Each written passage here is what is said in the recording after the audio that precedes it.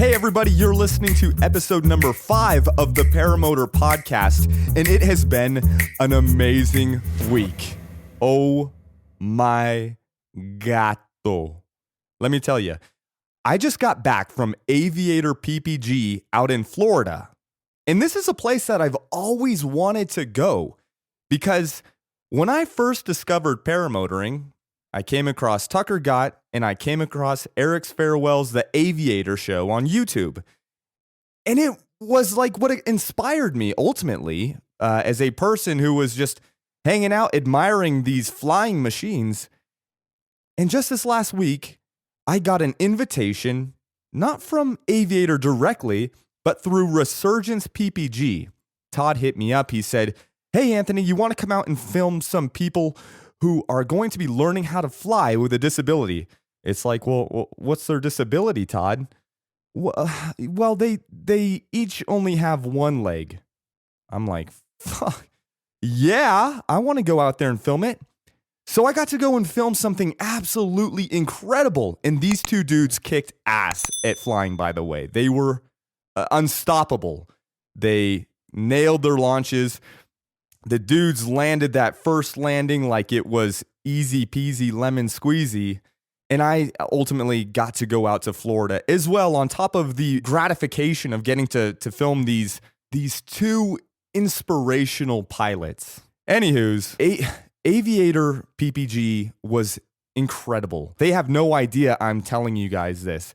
Their training is very sincere. Like, they truly care about what it is that they are putting out. They really want to foster the sport in a way that makes some of the best paramotor pilots possible, so that people can leave there, climb up if they wanted to 18,000 feet and have the confidence to safely get back to the ground. That's badass. This week was also an exceptionally good class because the class was primarily instructed by not only Kyle Mooney, but it had Ron Turan with Lone Star Paramotor, one of the alliance partners of Aviator PPG, and they invited him out to help instruct this class. He also instructed me, and Ron is like a Zen Buddhist. Like, he's just so calm, and it works out really well. Aside from the awesome training program, Florida, if anybody gets a chance to fly in Florida, it is majestic. I got to fly over the swamp. I foot dragged an alligator's face. That didn't actually happen. But on top of that, the icing on the cake, I got to fly with Tucker Gott. And that was a week after recording with him. Very cool. Totally humble dude.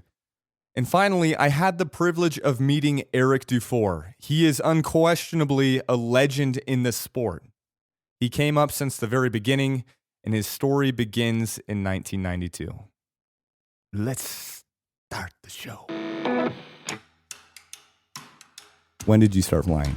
I started flying in 1992, and I started with paragliding just for a few months. I thought it was nice, but when I saw a paramotor in the magazine not too long after, I started to fly paramotor. Was this here in the U.S., or were you, because you do have an accent? Yeah, I do. I'm trying to lose it, but I cannot, so I'm going to have to live with it. No, I was in Canada. I'm French-Canadian, so this is where I start flying. How old were you when you came to the United States? About 15 years ago, but I'm living here since about 12 years, but I came back and forth in the last 18, 20 years. Okay. In the winter. You say that you started in paragliding, right? In free flight. Yes. How did you find out about free flight? Magazine. I was a skydiver. Okay. So I was attracted to everything that flies. So in some different magazines, I saw paragliding in Europe. It was just the beginning. Right. I thought, wow, that looks cool. And a club in my city, in my town, was already formed with only 3 or 4 guys. So I joined the club, and I asked, and I started to paraglide. In what year was this again? 1992. Yeah. So 1992, was it any more dangerous? The skydiving, paragliding? It was a bit, but we didn't have enough. The technology was very new. Didn't have a lot of schools or experience, so we had to teach ourselves.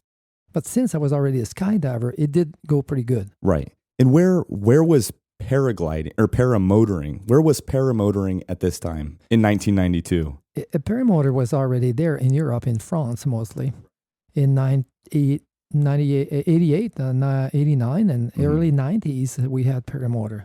Do you think anybody at this point in 1992 had started paramotoring Just in a the few. U.S.? I think just a few. I don't know exactly the numbers, but I thought, being told, because I was already a pioneer, that there was only 3 or 4 guys, maybe in the entire America, that was flying.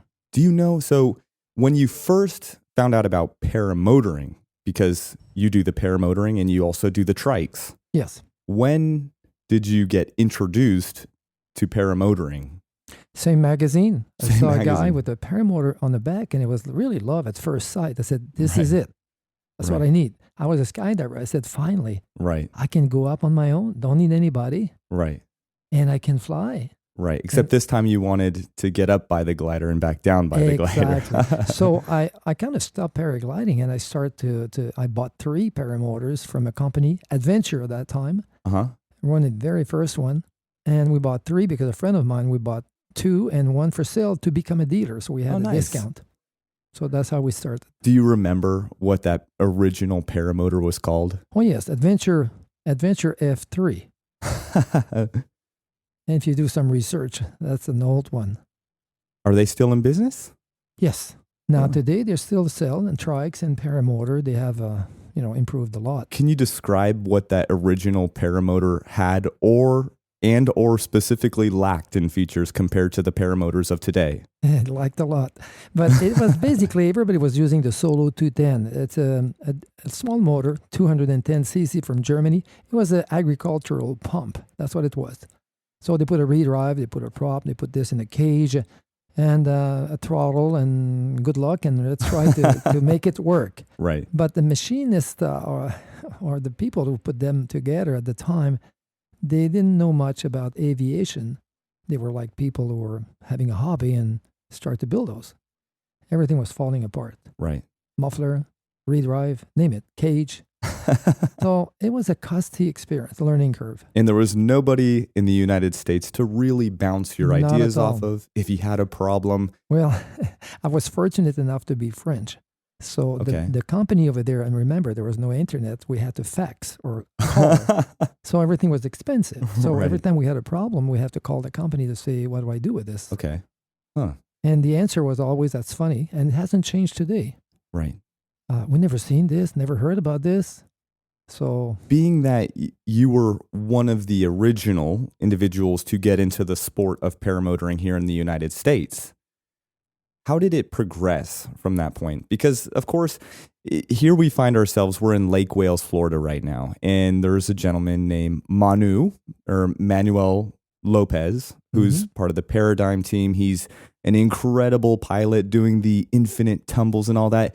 Yet when we spoke to him at lunch, he was like, when I found out that Eric Dufour was going to be here, I had to come because he's a legend in the sport. Yeah. It's very flattering for me to see such a talented young pilot to say something like this, because, I've been in this sport for long, and I've been all over the world.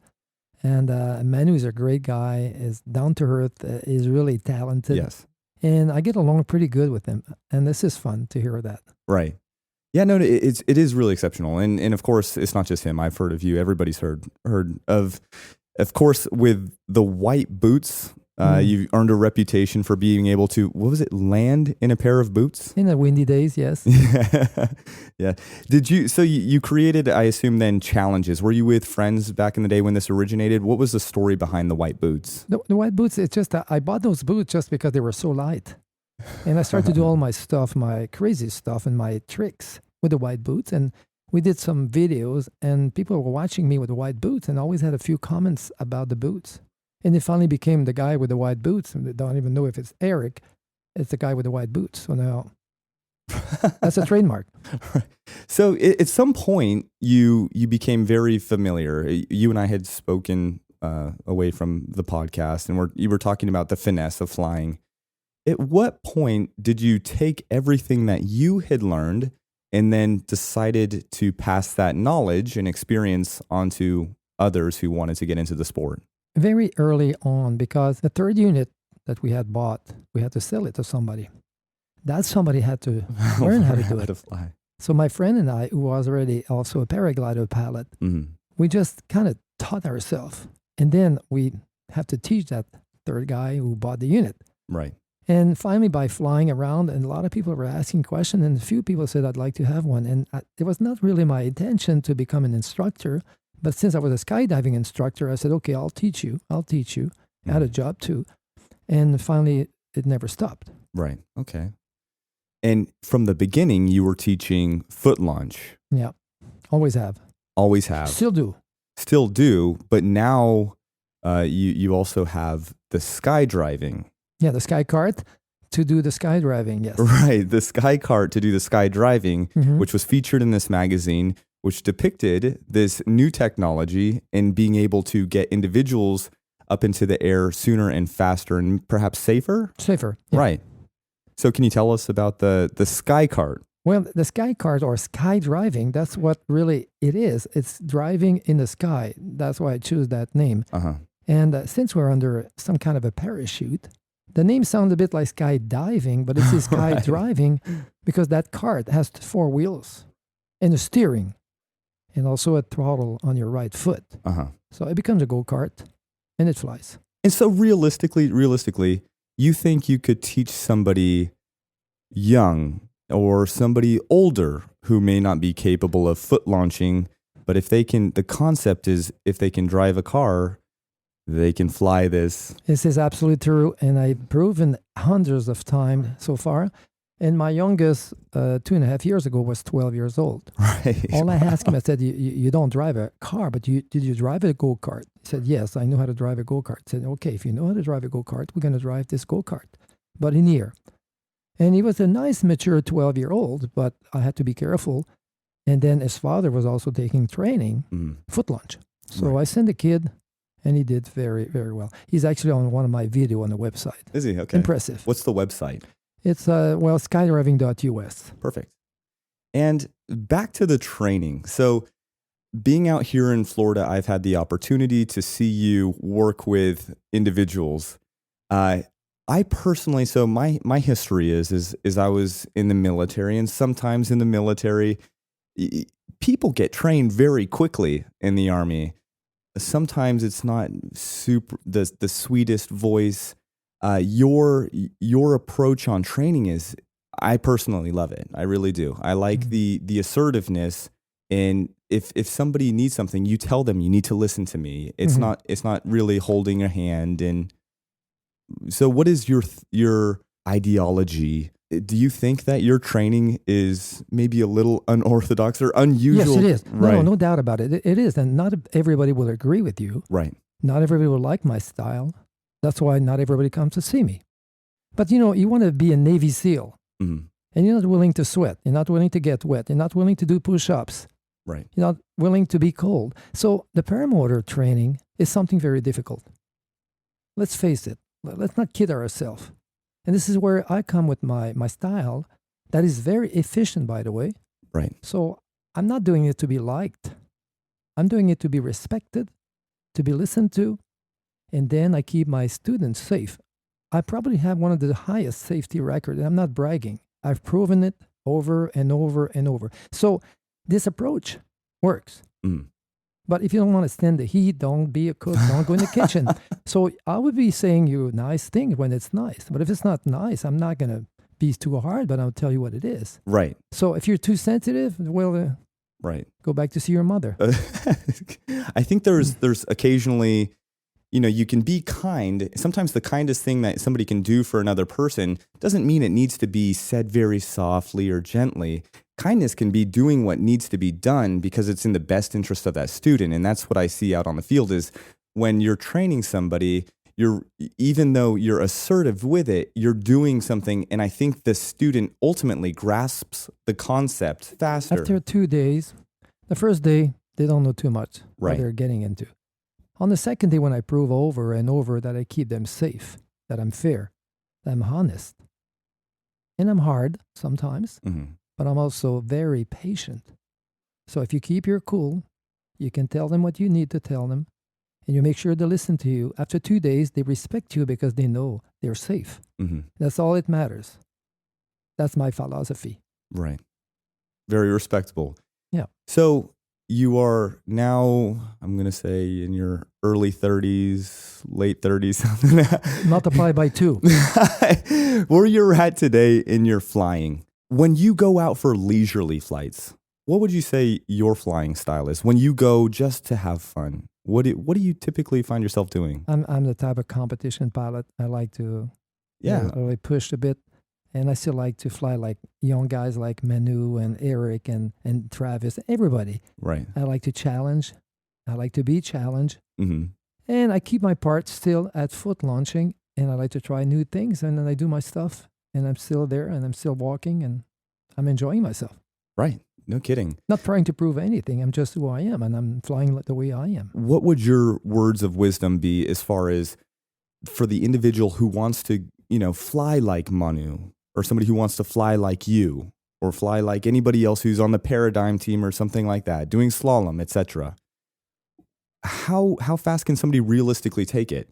For example, typically with more advanced wings, they require, some of them say 300 hours, etc. But I find that a lot of pilots progress at different rates. Much faster than some others. So what are some things that you, as an individual who can identify this better than others, how do you assess when somebody's ready to progress to a more advanced wing or a new maneuver or something like that? Just by seeing him flying. Right. Okay. And if he hangs out with guys like Manu or me, you probably progress a lot he will faster. progress a lot faster. Right. There are things to practice, and unfortunately, if you're on your own, you don't know what you're doing all the time, and you practice new things, but you don't practice always the right things. Right. Or you may be practicing it in the wrong way. In the wrong way. So it takes you more time to get to your goal. But if you spend time with somebody who's really a pro, that also can communicate his knowledge. You can be the best pilot in the world. That doesn't mean you can teach. Right. Or not teach very well. So it's an exchange. So if you go to see somebody who knows really how to fly, but also communicate the skills, you're in good shape. For individuals just out of training, if somebody goes and they've just completed either the skydiving course that you offer, or even if it's one of the foot launch courses, what do you usually leave somebody with? Is words of wisdom as far as practicing goes? What if somebody was wanting to eventually came to you and said, my long-term goal is to do wingovers? Okay. What would you leave them with right before they leave to head back home? Well, I give them at least 30 flights to start with. Right. Sometimes 40. Wow. Yeah. And sometimes 50. Wow. But all during those flights from flight number 20, right, I give them the little bit of wingovers. Oh, wow. Yeah. So they have an idea. Right. So they don't get surprised when they practice on their own. But I keep telling them how to do this, how to practice. But the only thing that they have to do is to fly and fly and fly and practice and be wise enough not to go and hurt themselves. Mm. But during my training, I give them a bit of everything. Right. Wing over, touch and goes, spot landing, and no competition things, just benign and even big ears. Right. So we do all this. From there, they can grow on their own. How do you feel about SIV courses? Do you think they're beneficial? Very. Now, if everybody could have the time and go in there, you'd see the skill level and the self-confidence of the pilot would be much higher. The problem with pilots now, if they haven't done anything like SIV, they experience things on their own where they can turn pretty ugly. So hopefully if you have a reserve, know how to use it, you can go and practice stuff. But if you're over water with somebody who can, and we have good trainers here on SIV, but you're going to be a transformed pilot. Right. It's almost a must-do. If you want to do crazy stuff and become a Manu, right, go to take SIV. Coming in April, I'm supposed to go and do an SIV myself. Mm-hmm. This SIV course has the training with the paramotor on the back. Yeah. In the event that something were to happen, of course you have your reserve on you and you're over a body of water, which I think is standard for most SIV courses to do it over a lake or something like that these days. But it's not standard to do it with the motor. Right. But it can be done. Right. But what do you personally feel? Because I'm curious, I've heard both sides. That the risk may be more because it's more complicated, but then there's also the idea that you have the unit that you will be flying. And if something went wrong, you're training more accurately or realistically for the scenario? Well, yeah, you just said it. If you want to do acro with a paramotor, it's not a bad idea to learn also with a paramotor. Right. But the thing with the paramotor, when we did that many years ago in SIB Clean with Chris Tantacroce, great guy. And we were over a body of water too, and everybody had a reserve and a paramotor. We could go on and on trying sat, stall, spin, and climb back up. Imagine how much flights and stuff you can do. Right. And that's what I keep hearing. Well, from the school, the one of their marketing strategies is saying, but it's true, is that as opposed to being pulled by a boat, which is very time consuming, you can, I think the concept is you have multiple motors in the air, and then they say enter the box, and then you go and you're able to get a lot more practice doing things like, I think Manu agreed. He was saying doing things like full stalls, asymmetric collapses. Yes, you can do all this with a paramotor. Right. Without too much more risk. No. The risk, I think, may come when you're getting inverted. Yeah, so the same risk exists without the motor too. Right. If you have the glider coming right above you and you fall in the motor, of course there's more stuff to go wrong with the motor on your back, but without the motor also. But benign stuff like big ears, asymmetrical collapse, full stall, right, can be really well done with the motor also. Huh. When I think of your experience and stuff like that, I'm curious if you, at this point, have any fears in the air. Of course, as a new pilot, a lot of people experience, for example, when they experience turbulence, that's where they start to process fear. Well, other people like Manu, he says when he's trying a new maneuver, usually he feels very nervous about it the first few times. But if you were to go up in the air, I assume, do you still have any fears? No, I don't have fear. I can still do quite a bit of stuff. I don't do aircrew anymore because also my age, and I cannot, my stomach doesn't take it so well. And there's another reason why I stopped doing this too, because I'm doing it so much. I enjoy it so much at a certain age. If you're doing it for so long, you may have something happening, right? Right. And I don't like to finish my life or a career falling in my glider just to prove that I can do a loop or something. But I don't have fear per se, but I'm realistic. Right. So I know what's involved and I know the risks. So I'm deciding not to push too much my luck because I have expired my 5 or 6 life. Right. Okay. So I'm still good at what I do. I don't need to prove anything anymore, which is good. I don't compete anymore since 10 years, and I had my good years.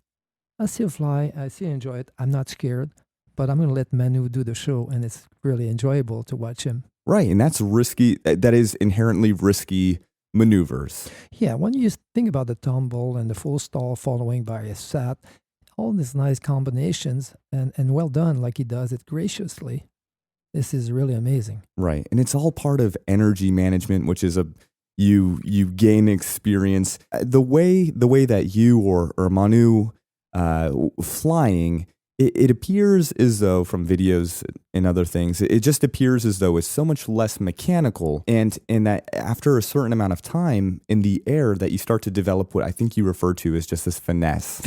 Not exactly what it is. I mean, if you look when I fly, and I fly in very strong conditions sometimes, and the hands work, and Manu, same thing in some maneuvers.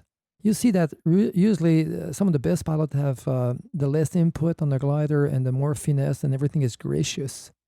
So they're not aggressive. Mm-hmm. That's how you feel your glider. And at a certain point in your flying experience, does it just start to feel as though it's an extension of your body? Like you start to understand it more? Definitely. When you're under the glider and you get to this point, you start to feel everything in your hands and the inputs of your brake. Right. And your body in the environment. With the horizon, you know exactly what's going on, where you are, and what's happening. Right. Much more so, perhaps, and especially since you started in free flight, do you generally develop more of a sense of the wing in free flight? Obviously, because you fly in stronger condition, you fly in thermals, and you fly when the glider is moving, the glider is talking to you. So when you know how to listen to this, you prevent a lot of stuff from happening. The Paramotor podcast, I imagine, is going to start picking up more listeners who have zero flying background experience. Mm-hmm. And one of the things I think worth discussing is maybe the safety aspect of flying. Realistically, what are the odds of somebody getting hurt in the sport if they were flying in calm conditions or conditions that were okay for flying paramotors? And do things go wrong anymore as far as is mechanical, or have they really been reduced compared to the earlier days of the sport? Much so. The risks are very, very small if you fly good equipment in good condition. Right. Much less dangerous than riding a motorcycle. Right. Okay. True. But the real safety will be when you have good equipment and flying in good condition, but after a good training. I will never say it enough. Right. Okay. You can have the best condition, best equipment, but you don't know how to fly. I am sorry, but you're going to get hurt. So then if that's the case, what are the majority of the injuries in the sport? Because I think the fatality rate, being realistic, the fatality rate of the sport is still very low. Yeah, very low because it's very hard to kill yourself. But right. But it's easy to hurt yourself. Exactly. So hurting yourself is more common in the sport. And maybe if you don't have the appropriate training, that's where things go south. Absolutely. So the question is what are the most common injuries in the sport? How are people getting hurt? Because paramotoring really isn't that challenging if you had decent training. So when people are getting hurt, is it poor decision making in the weather? Yes, landings? Most of the time, it's also, first of all, getting in a hurry to be in the air and not starting the engine properly. That's one of the first one when you get hurt, getting by the prop. There's techniques about it. Right. And being complacent a bit, and flying in conditions that are not quite to your skill level. So we have, on takeoff, we have the face plant, not the running fast enough.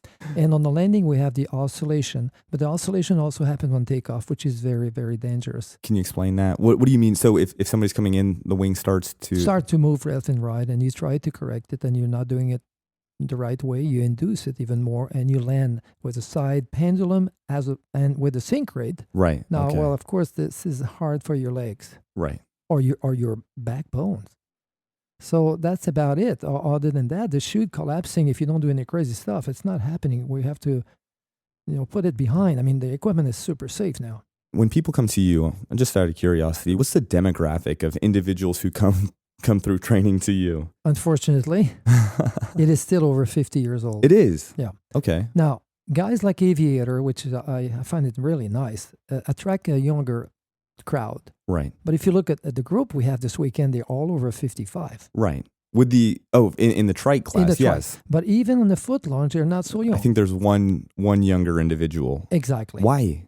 Because, first of all, they cannot afford all the time that $10,000, $15,000, but also the young people now are more into motorcycle, sport cars, right, internet, going out, and also the lack of money. But we do have some younger people, and when we find them, they're so passionate, from 20, 25 years old. Very passionate. Yeah, because every young guy should be passionate about this sport. And I'm sure every young person is passionate about flying, for the most part. Yeah, of course, for flying. Some weird exceptions. But another problem is they don't know we exist. Right. And so if that's the case, why is this as expensive as it is? Well, this is a big question that is, I think a lot of people are interested in, because a fact of the matter is that two-stroke motors in other areas, if you were to go and get a weed whacker or something smaller, two-stroke motors realistically don't cost that much, but yet manufacturers, there still is it a supply and demand thing? How do we make the sport more accessible to the youth or younger individuals in their 20s?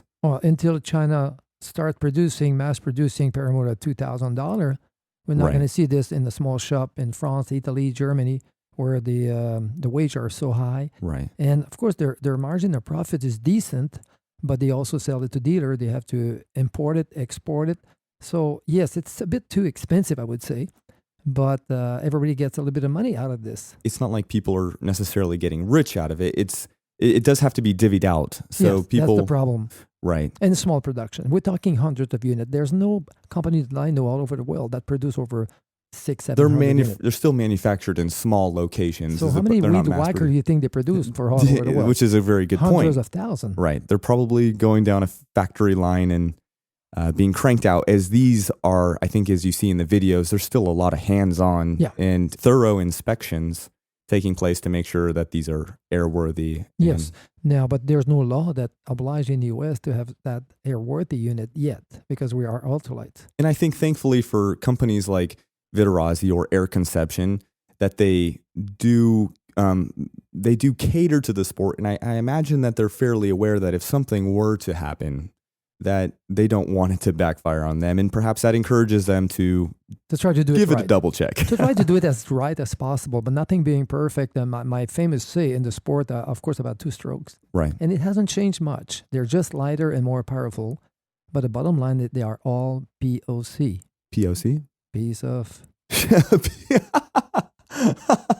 And this is true. And it was true 27 years ago. Right. And this is true today. Right. Because we still have muffler that breaks. We still have prop that fall from the sky. We still have unit that don't work more than 3 or 4 months. But they do have power. Right. They have a nice sound. They're light. They get you in the air. And they get us in the air. That's all we care about. We forgive everything else. Right. No. That's But I tell you, I'm not impressed with the motor. Right. And hopefully,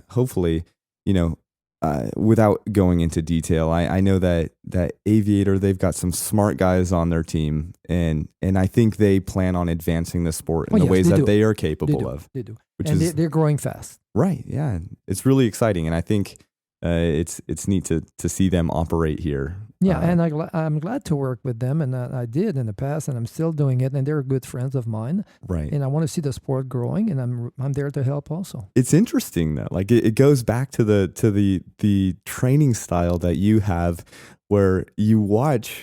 It's like I personally would really enjoy going to training with you because I want somebody to tell me this is how you do it. I think I heard you say, and I quote, I'm the boss, or you said that. No, because when students start to talk back to you, you're not there to listen to them. Right. They're there to listen to you. Right. But there's time when I listen to them after what we call debrief and briefing.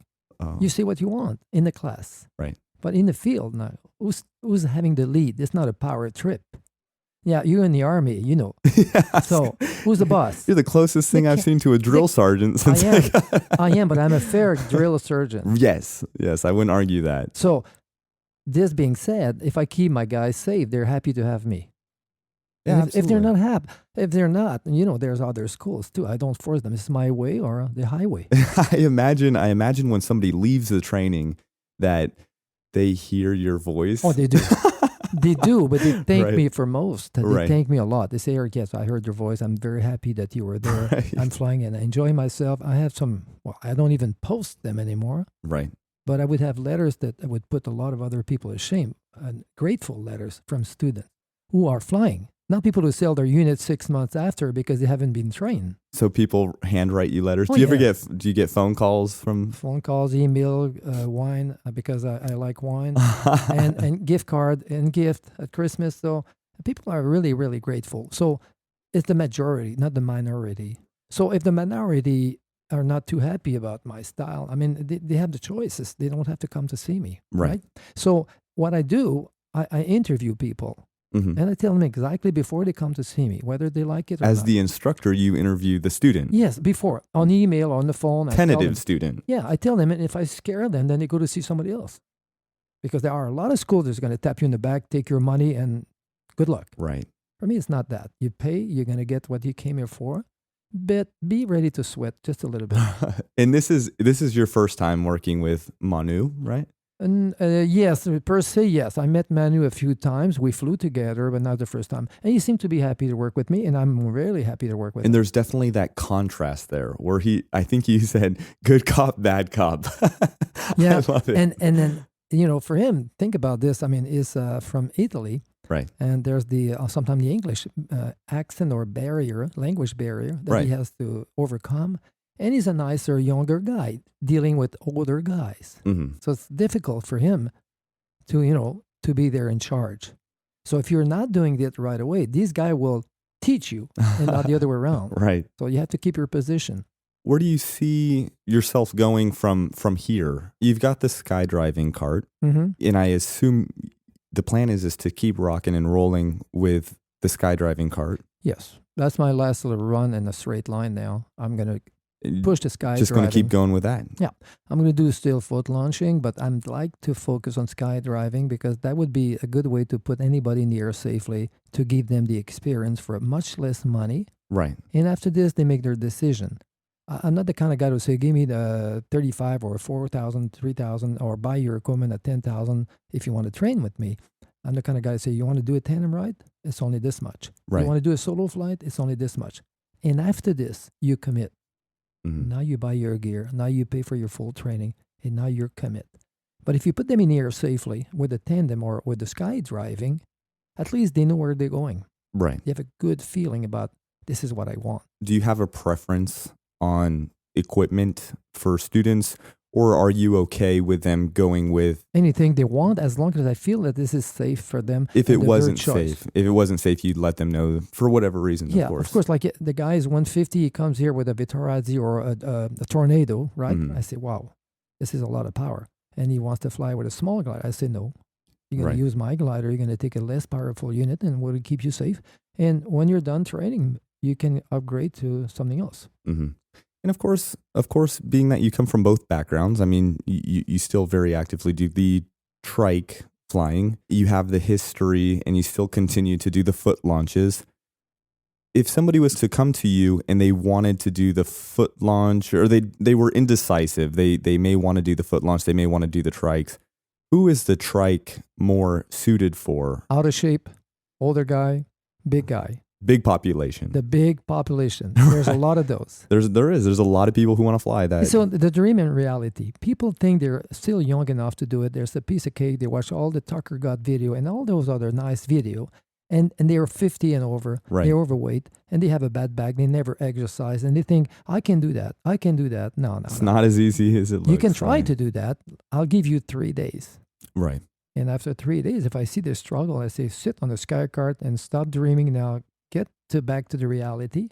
And once you master the driving, the skydiving and the SCART or whatever, the trike, if you really want to do foot launch, start to exercise, my friend. Yes. And when it comes to trikes versus foot launch, which one is just more simple overall? Would you say that the trikes are more easy or foot launch? Is there more going on with one or the other? There's more going on with trike at first. Okay. But trike is physically easier. Mm-hmm. Technically challenging. Right. Foot launch is also challenging technically, but a little harder physically. But in general, I see a better progression in people who are fit doing foot launch more than trike. But if they're not fit, they belong on wheels. Right. And then they finally get it, and it becomes really, really easy once you get it. Makes sense. So trike is not much faster, but you can do more flights in a day because you never get tired. Right. Emotionally, you are, mm-hmm. but physically, you're not. So I can give you 5 flights in the morning on the trike, 5 flights in the afternoon, and he's got 10 flights in the day, and he's not even tired. He's drained emotionally, but the foot launch guy, after 5 or 10 flights every day, boy, he's completely toasted. When somebody finishes training with you, foot launch or trike, and they go back home, are they good to go on their own? Oh, yes. Nice. I would say 95%. 5% are the less skilled student we need to come back if they don't practice right away. Right. But most of them, they're all good. Well, it's encouraging. I am super glad that you were able to take the time. I think we're about to head back to Aviators Airfield. I got 4 guys waiting for me now who want to fly trike. Yes, that's right. First flights, so that's exciting. And they're heavy guys too. Yeah, it's true. It is what it is. Yeah, it is what it is. And the weather seems to be going well now, so we're going to go and see what's happening. The weather is starting to clear up. So thank you for taking the time to be on the podcast. I'm very happy to be with you at this podcast, my first time. Yes, no, I'm really excited. So thank you so much. And definitely if you are interested in learning how to foot launch, or if you want more information on the skydiving cart, make sure that you check it out. I'll put a link in the description. Make sure you check out the website. Eric Dufour is a legend in the sport, and you'll be in very good hands if you go to him. It's funny when I hear that thing about legend, I say, at least I'm still alive. Until next time, thanks for tuning in, and we'll talk to you guys soon. Bye-bye. That was good. Thank you.